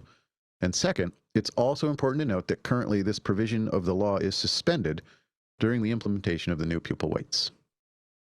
The Vermont education financing system is notoriously complex, but I hope that this presentation has been helpful in outlining some of the implications that Vermont's tuition and voucher system has on the cost of education and, as a result, the impact on property tax rates throughout the state. If you're interested in the source data for the presentation, you can find it via the QR code shown here. Thanks for listening and sticking around until the end. I hope that this has been informative. So you can see what happens in the coming weeks in Montpelier is rather important to us. I'm gonna get over to Morgan for a little bit, and then if you have questions. I think we can share a link with this video if you haven't already, if you want to watch on your own time and slow them down a little bit. His presentation really focused on the impact to districts that tuition their kids and didn't really talk about the impacted districts that accept tuition like ERU does. So there are really two that are gonna impact you all as we go into next budget season. Statewide, as he said, the statewide yield, which impacts everyone's tax rate, is set based on statewide education spending. And if NMV tuitions a kid to Richford High School, let's say, NMV has an expense of about $16,000, but Enosburg Richford has a revenue of about $16,000. So that's a wash in terms of statewide ed spending, and there's no impact on the statewide yield and statewide tax rate. If NMV tuitions a kid out of state or to an in-state private school or what have you, they still have that $16,000 expense, but ERU does not have that revenue to offset it, or Maple Run does not have that revenue to offset it. And so statewide ed spending goes up and the yield goes down and the statewide tax rate goes up. So as you lose kids from the public education system, everyone's taxes go up. The impact specifically to your district would be an expectation, I think, that if this law stands, if Carson v. Macon stands, you in both of your high schools are likely going to see fewer tuition kids. There are more options to where those kids will go. So in addition to that statewide impact driving up your tax rate, you will also be feeling the loss of that revenue. You can raise your per pupil spending and your tuition bills, but you're still going to lose when you lose those kids coming from other districts. You're going to lose that revenue, and that will either drive up your tax rate for the same budget amount, or we'll be looking to cut your budget to keep the tax rate the same. So a little bit different than what's going on the other side of RSU. Senate Ed, I pulled up their calendar. They're taking testimony on this every day this week for a little block of time. And I listened to the discussion on the floor of the House when it was being vetted. And the discussion there really did not touch at all on the financial impact of this. It was really around the equity issues, which personally I think are more important. And there was a rep from somewhere in the southern part of the state who I think is new, who stood up on the floor and said that she felt like we shouldn't be asking taxpayers to pay tuition to schools that won't take their kids. And so I think that's really where the discussion is right now. That we've got schools that will take kids on IEPs or not take kids that will fit the culture of the school, or have the means to make that significant transportation or boarding to get to those schools. Or they'll say they take kids, but then they'll have hidden fees so that kids that don't have economic means can't pay for the lab fee, can't pay for the, student activity fee and things like that. So it prohibits them from being able to attend as well. Any questions or comments? So we'll watch this really carefully, and I would encourage you to watch those little VSBA updates. Actually, I do have one. Yeah. You know how it said that it was impacting the K-8? Who's driving down their costs? Is it because they were having to expend so much of their budget in order to send to high school?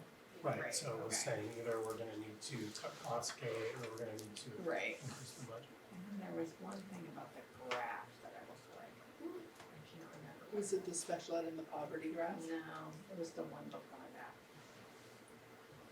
Amount of money going to different types of schools.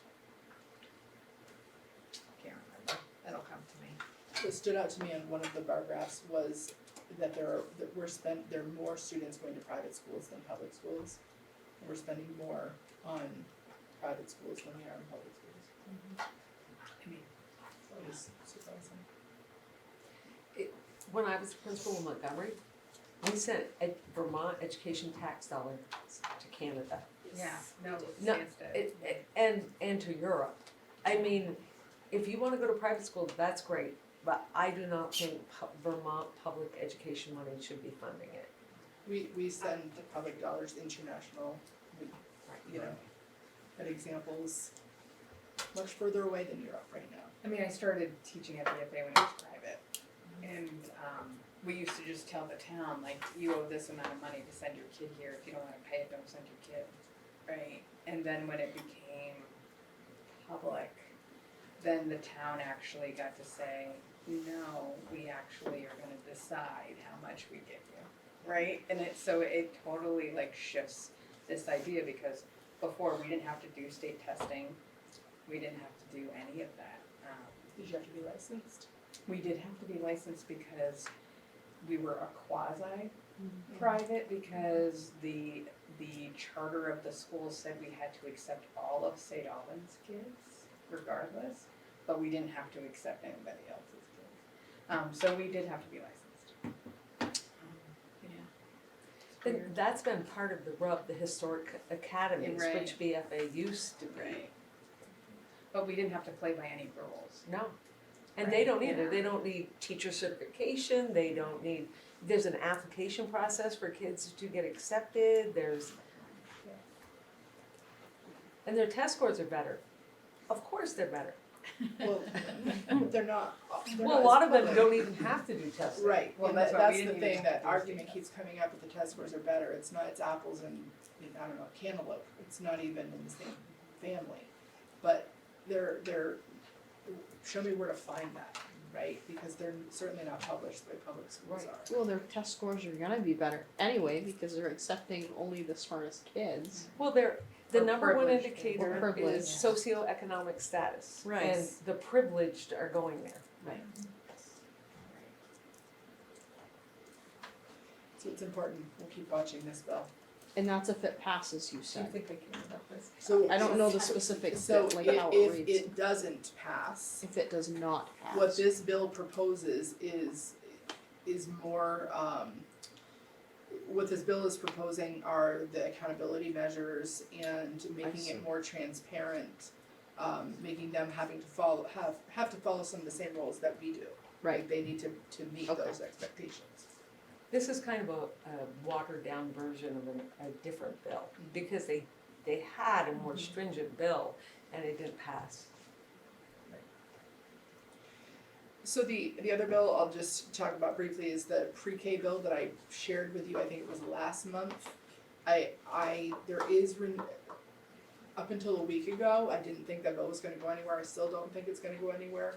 There is some more testimony happening around pre-K right now, I think that the question might be if there are communities that are able to offer full day. I think what the advocacy is right now is to allow them to count that for a full ADM. So I'm gonna keep watching that, but it doesn't appear to be going where I originally thought it was gonna be going, sorry, Jen. Are they not thinking they want to count it as they do? Well, they don't currently, Yeah. But I thought it was that you, like, part of the bill was that you would be able to. Are they balking at that? it's just changing in its form. I don't know enough to speak Okay. in detail, but I think that what they're still considering, I don't know that I can say that they're balking at it, but what they're still considering is that piece of it that has to do with. And so, for folks who are not understanding of ADM is the counting, those, we talked about enrollment, right? Being able to count the number of kids in your building. Which, as you can see, when we went over the whole budget, it's like that drives so much of the number. And so if you're educating kids that you can't count, you're expending money. You can only count a fraction of your pre-K students. Right. And so we do not offer full day pre-K. There are some communities in Vermont that already are, but they're only getting like 0.26 or whatever the ratio is. Right. And so part of the bill is that you would be able to count them as a whole kid. Versus a portion of a kid, because you're educating the whole kid. But this idea of numbers matters in a financial Sure way. does, yeah. That's all I have. Okay, so that brings us to Kelly. Is all informational? Oh, sorry, did I just skip? No, yeah, you're next, all informational, okay. No, all informational. Okay, You wanna, any highlights? Just that we're, we're in that hiring process, the applicants are, it's still slim pickings. And we did go into the school year without all of our positions filled, so we are continuing to have, or starting to have some real conversations about planning for next year, what that looks like, under all kinds of, hiring If then scenarios. scenarios, right? Yeah, Then. scenarios. Okay, great. Beth? Mine was all informational. I would just share that, we focus on growth, and we had a celebration that we have 3 middle school students in the last marking period coming off IEPs this year, which I think really speaks to the growth in the education that they're getting. Lots of positive feedback from parents, from students who have come from other states and other communities. I think it also speaks to the work that you're doing around your MTSS Yes. system, Beth. That's awesome.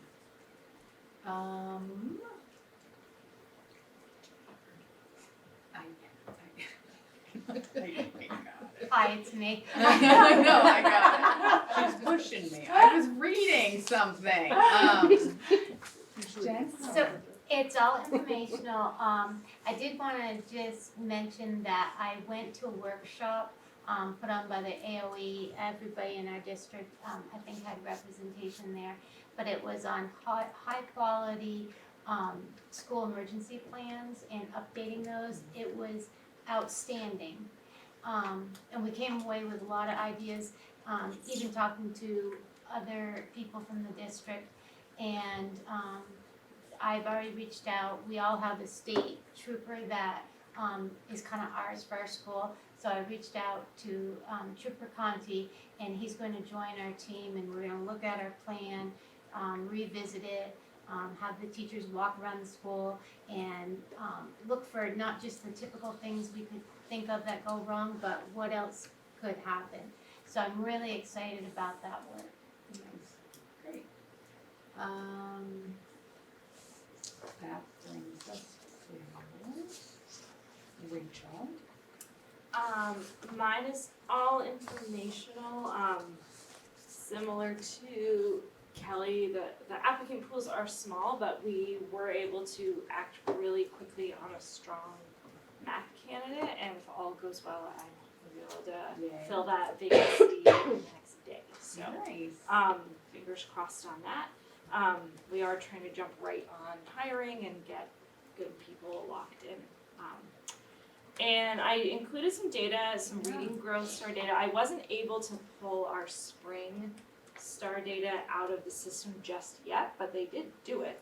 But I just wanted to just highlight how like some of the things we're able to view and like how we can see student growth over time. So this graph, without any names on it, just shows like all the students in our school and how they started in the fall in terms of their reading assessment, and then how they were assessing about 3 months later in the winter. The bar graphs increasing shows that their individual skills are going up, and more green and blue over time shows that students are meeting the grade level expectation. So you can kind of see, like for grade 6, for example, we entered with just over half reading below grade level or approaching, and at the midway point that had shifted to just over half at or above. So we just look for that kind of that trend line over time to increase in those bars, individual bars to creep up, especially some of those students who might have a red score. As long as they're moving up, because sometimes they come in with gaps that are many years behind grade level, so we may not be able to close it all in 1 year, but we just like to see them making progress as much as they possibly can. So I just tried to include a little snapshot of some growth over time. That's awesome. And that brings us to Matt Webb. Yeah, all pieces are informational. The one highlight I want to put out is that in the fall, I was, I guess I wouldn't say surprised because I've worked in high schools my whole career, but the turnout at parent conferences was not great. So it was pretty typical high school turnout in my experience. So we're trying a little different approach this spring. To put it a little more in line with PLP conferences, although I'm trying not to use any acronyms and buzzwords because I want it to be as friendly to folks and non-educational people as possible. We're calling them future planning conferences. And the goal is to have every single student and their advisor and parent, family member, guardian, trusted adult, one adult per kid, to come in for a 15-minute meeting and talk about where are things at with high school, what are your goals for the next year, what are your goals for after high school.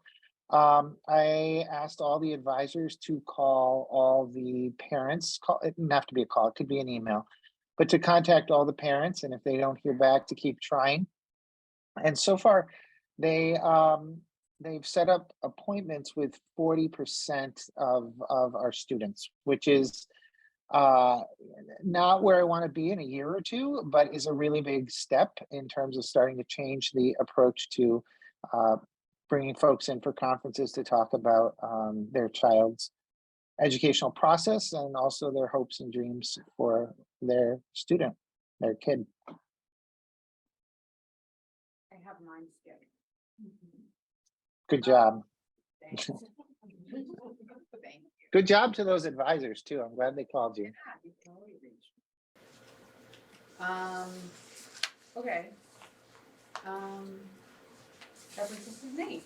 Highlights are our awards winners, so FBLA is in the agenda. You see those, and then yesterday we got our skills banquet. And so we had 3 gold and 3 silver, 4 bronze. So we had, out of the 20 competitors, we had 10 medals. So that was, a great showing for Cold Hollow. So we'll be sending 3 off to Atlanta in the end of the school year to compete in nationals. Sugar House update. Bids are almost all in. We're still waiting for structural and concrete, but we've got some decent prices. And with Seth being gone, we'll have to make some adjustments and burn a little bit more of a player, unwilling player in the game. But we're hoping to have the ground broke and concrete on the ground and walls up by the end of the year. So Seth is thinking he can have that done, and then we got to work with whoever's going to do the build to see if that's a sufficient spot for them to take over. So. Okay. Good. But bids are in and they look fairly decent, I think.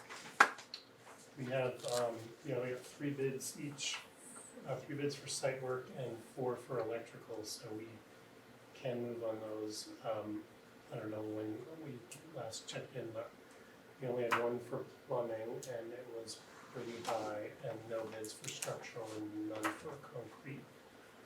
So those are 2 trades where we got no bids that we really need to go out and send the bid packets out again and try to strong arm people into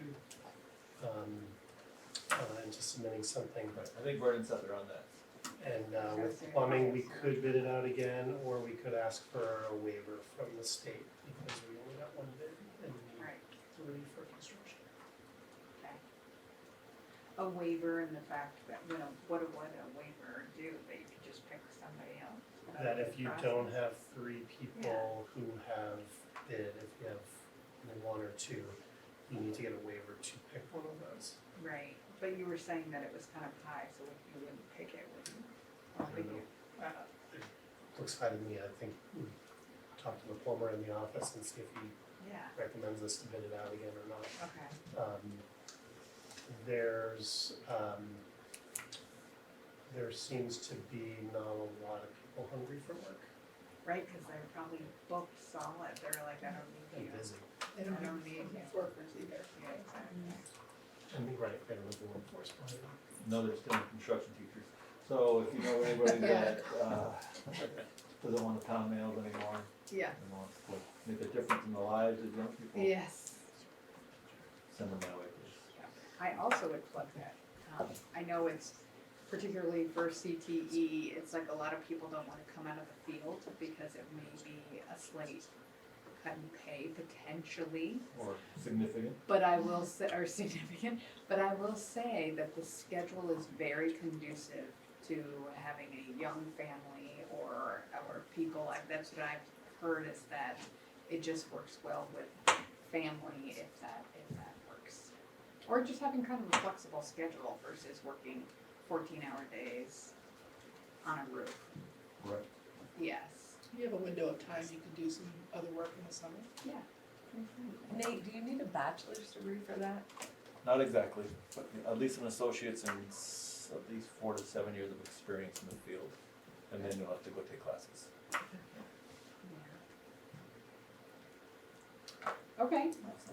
Board business. Thank you very much. It's too bad, because we could do it. This should be just Bill. Yes. So this first section is the essential work of Vermont school boards. I put 2 links in there for you. The first is a link to, I believe that first one is a video. The Vermont School Boards Association, I know it's not, well, yes it is, it's a video. I'm not going to show that to you tonight, but it's there. I hope that you do take a moment to watch it. It's not very long, 5 minutes, almost 6 minutes. And it's really just a brief overview of the essential work of school boards. I'm going to try to do a better job of bringing this up each year as we do this work. I think we're a little over tonight for me to share the video. But the second link is one element of the work that you're asked to do as a school board, and I've divided these up so the pieces that are most relevant for the district boards we'll be reviewing over the next few months, and then there are others that are more relevant for the SU board, which we'll be reviewing in the upcoming SU meetings. So as many of you know, that establishing policy is one of the important roles that the board has. So you have members of your board that sits on our policy committee, and your responsibility is to look at the policies that we bring to you, decide whether or not changes are needed, or if you have questions, and then ultimately approving policies, because that's what we all govern our schools by, are those policies. So that's one of the most important responsibilities of the board. So just take a look at that component, if you would. Okay.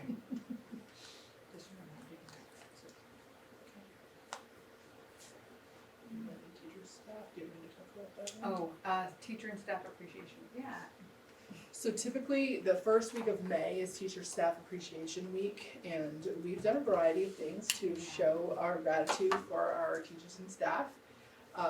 Some of them have been more challenging than others, like the years that we purchased socks and there's a lot of work that went on behind the scenes, purchasing and sorting and delivering socks. Last year, we actually made a decision to support some of our local businesses, and I think it was pretty well received by our teachers. So on the ER side, Courtney's going to share the details with you in a minute, because I can't ever remember details like that.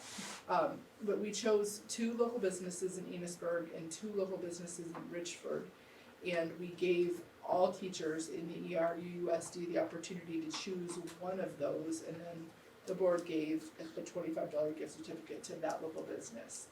It was received well by the employees, and it was received incredibly well by our local businesses. And I think when we spoke about it last year, we talked about maybe we spread that out. So last year we chose X and Y businesses, and then this year let's choose some different businesses. So can you tell us who this board chose last year? So first it was not just teachers, it was everybody who worked in the whole district. So everybody was able to choose a gift card. Enosburg was House of Pizza and Thirsty Burger. No, that's Chinese Richford. restaurant. Thirsty Burger. Sorry, hold on. Chinese restaurant, Madam Garden. I mixed them up. Richford was Thirsty Burger and Pinnacle Jolly. So what I did was I sent out the survey, and whoever didn't respond to the survey, they still got a gift card, and I went with the restaurant that had the least amount of people who had chosen it, and then those people got that gift card in their town.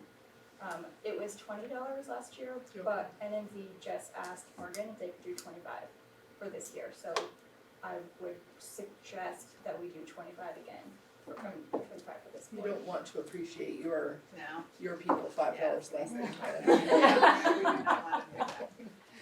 Yes, that makes sense. So are you okay with, the NFV board has, I think, 1 or 2 members that are just working offline with Courtney to just approve who the local businesses will be, because we need to reach out to them and make sure they're okay with and willing to do the gift cards, right, or the gift certificates, so do you have a member or 2 that wanna help her with the choosing part? I would like to help with the choosing because I'm very interested in a particular business around here that I would like to see supported, so, In Richford? yes. Okay. I'd like to see Greenwood supported this year. And I He know gets more, all you my can't business say that, around him, but so I he would have can. to recuse himself off that Yes. vote. Yes, but I understand that. Yeah, yeah. And I understand that you can't mention it, but I think when we're supporting Thirsty Burger and it's brand new and Mort has been here for a while, I think we should also be supporting Mort. So I would like to be on that committee because I would like to try my best to make sure that that happens. Please. I mean, I already you- had 2 items for Did, Richford. And did Mocha's? you need it in Enosburg, or is it just work with, Whatever you all decide. Whatever you want, I mean, I can pick Yeah. for you all for Enosburg, or you can join me and have loads of fun do that? with all these gift cards. You good with that? Yeah, good. As much as I love the socks, you did give us socks with a lifetime warranty. I know. So really, we only 2 need the one years pair. in a row. Yeah. You only need the 1 pair. Right, if they wear out, you You just do get laundry it. more And I had a regularly. lifetime warranty of sorting all those. I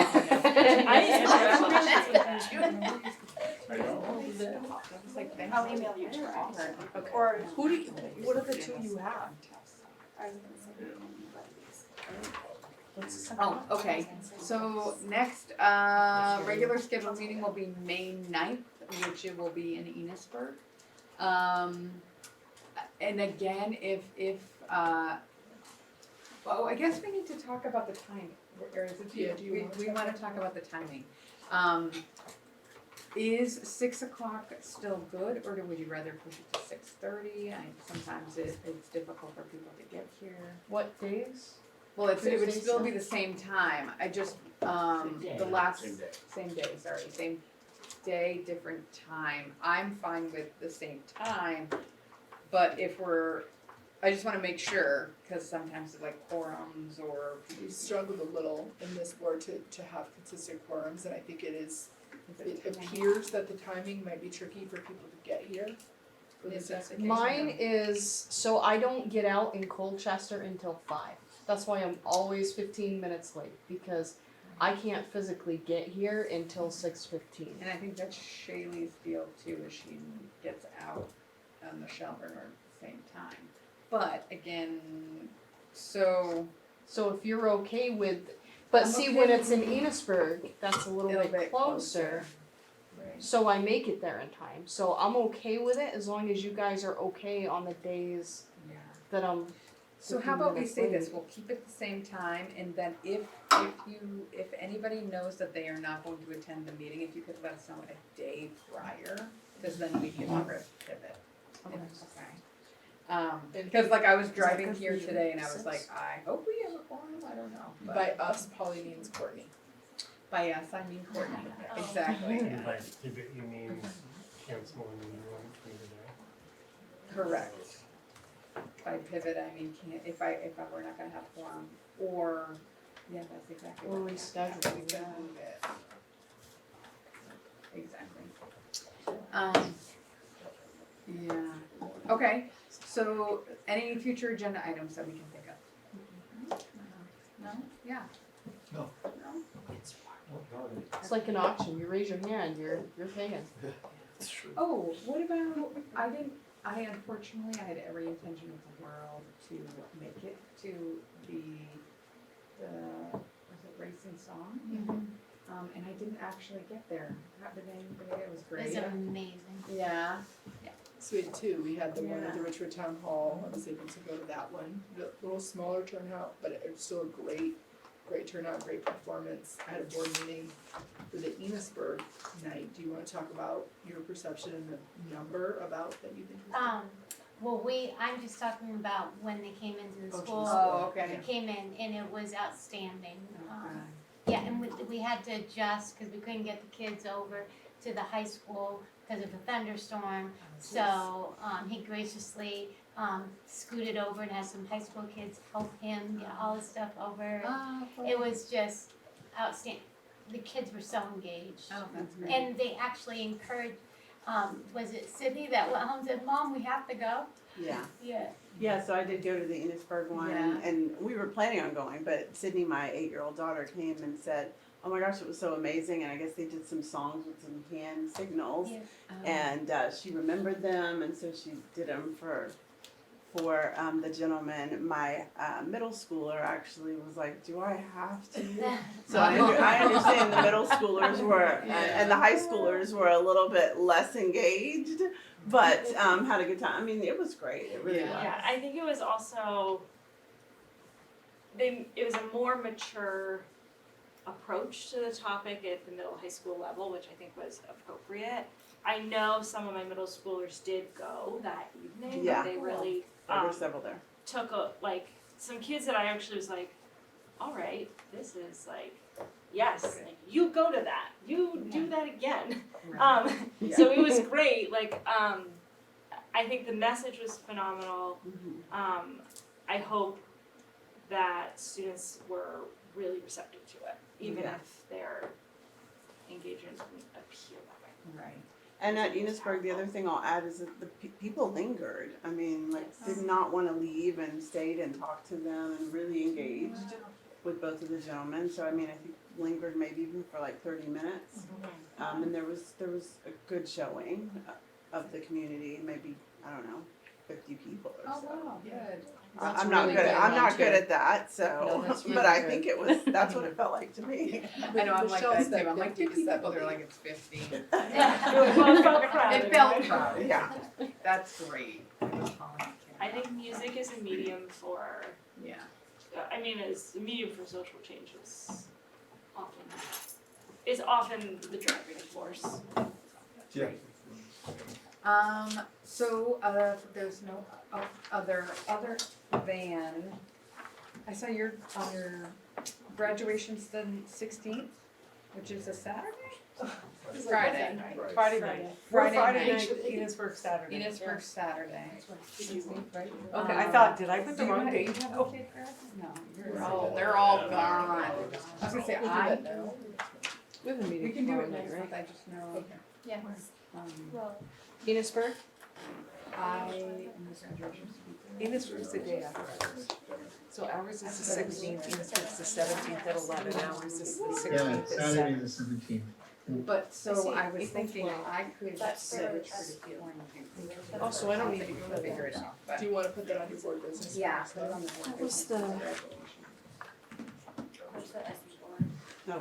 Oh, I think you're talking about graduation. Sorry. Oh, gosh, no. I'm sorry. I was answering the wrong part. For some reason, I didn't realize that that said SU board, and I told my husband that I won't be home tomorrow night again.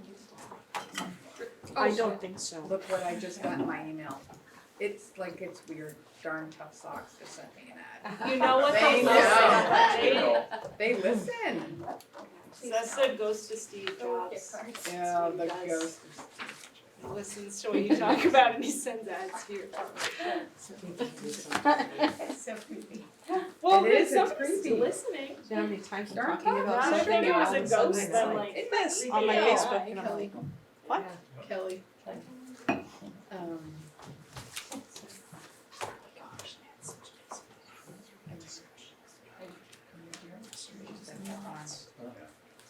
I don't know if there's something that we have to act on.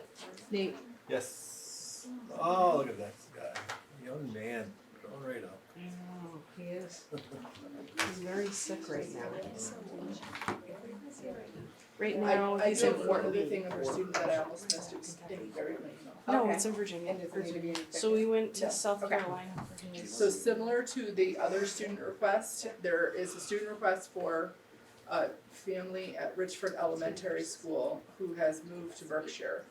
And they would like to not have to transition with this little year remaining. So they would like permission for that student to be able to remain at Richford Elementary for the remainder of the school year. I make a motion to approve.